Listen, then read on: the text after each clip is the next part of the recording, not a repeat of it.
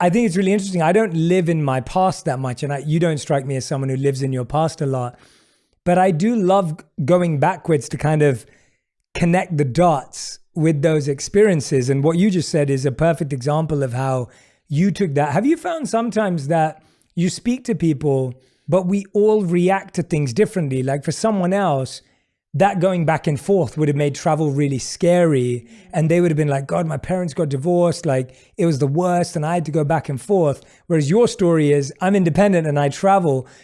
Do you think you had to reflect, or did you do any work to get there? Or was that just natural for you where it was like, I just felt like it was a good thing? Because I'm always intrigued as to life happening to us versus us choosing what life does to us? Yeah, I think there's two scenarios here. So I have a friend who has really bad flight anxiety. Like she cannot get on a plane without taking something first.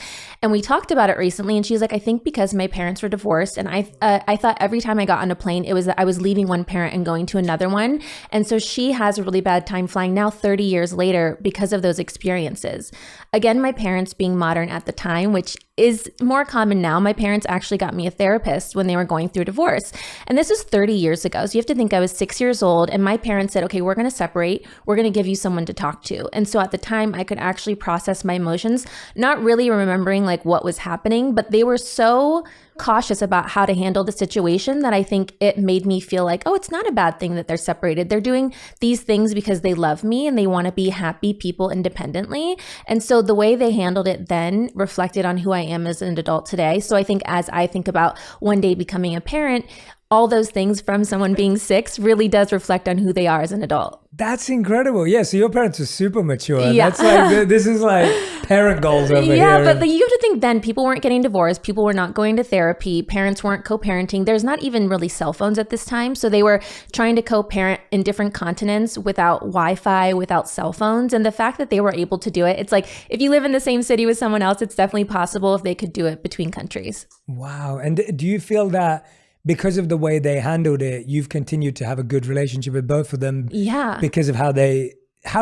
what were some of the others? Because I think there are so many people today who have parents who got divorced, or a lot of people who actually have parents who never got divorced, but they feel that could have benefited them.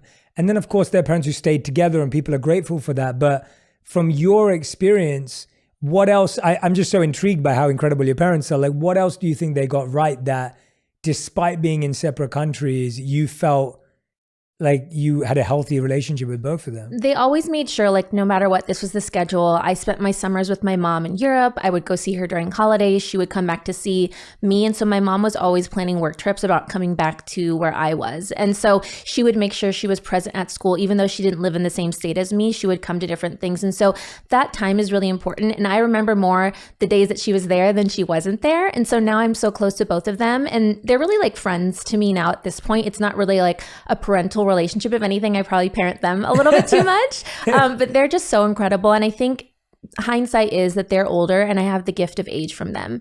And I think because they were fully mature adults by the time they got married and had kids, they realized how to be a parent more. I think a lot of times when you're still trying to figure yourself out in your 20s and 30s, it might be a little bit too early, but I think my mom waited till she was 36 to have me. My dad was 49. And I think they were in a place where they were fully ready to become parents. And I think that really reflected on the way they raised me versus feeling like I have to do this because of my age, which I think a lot of women feel that way now. Like, oh, I'm 30, I have to do this thing now, but they don't feel ready because society keeps telling us we have to have kids by a certain age. But I think they waited, and that waiting made them better parents to me.